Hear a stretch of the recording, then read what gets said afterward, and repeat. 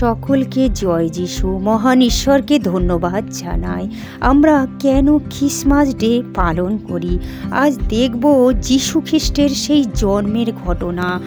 দেখব লুক 2:7-12 ঈশ্বরের বাক্য বলছে, আর তিনি আপনার প্রথমজাত পুত্র প্রসব করিলেন।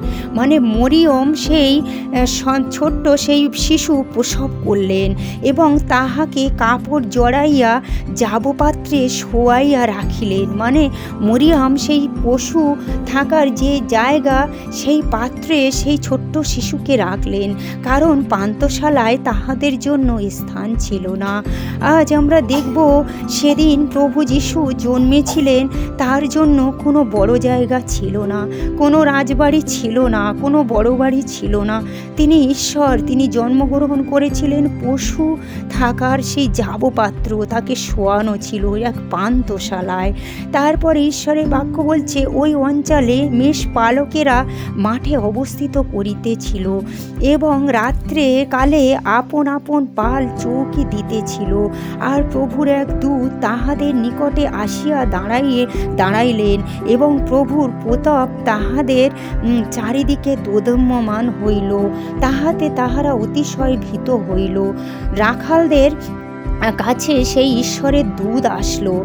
তখন দূত তাহাদিগকে কহিলেন, ভয় করিও না, কেননা দেখো আমি তোমাদিগকে মহা আনন্দ সুসমাচার জানাইতেছি।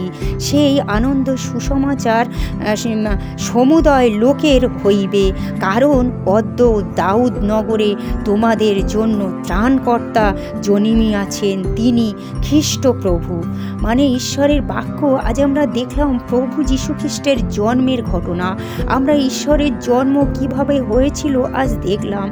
তিনি যে ঈশ্বর তনয়া ঈশ্বর ছিলেন, তিনি যে সমস্ত কিছু সৃষ্টি করেছেন, তার জন্ম কোথায় হয়েছিল?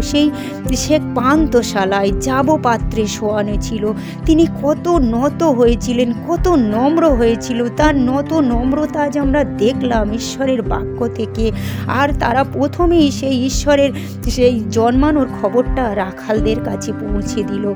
আজ রাখাল যারা আমরা ঈশ্বরকে বিশ্বাস করি, ঈশ্বরের কাছে আসি, আজ প্রভু যারা রাখালের মতো, যারা নত নম্রতায় চলে, যারা জগতে যাদেরকে কেউ কেয়ার করে না, জগতে যাদেরকে মানে তুচ্ছ তাচ্ছিল্য করে, তাদেরকে ঈশ্বর মনোনীত করে, তাদেরকে নাম ধরে ডাকে।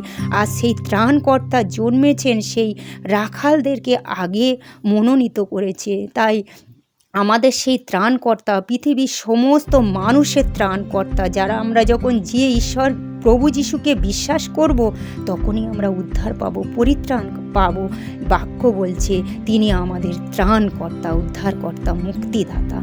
জয় যিশু, হালেলুয়া। যদি এই ভিডিও আপনাদের ভালো লাগে তবে লাইক করবেন, সাবস্ক্রাইব করবেন, কমেন্ট করবেন। ধন্যবাদ। জয় যিশু। আমেন।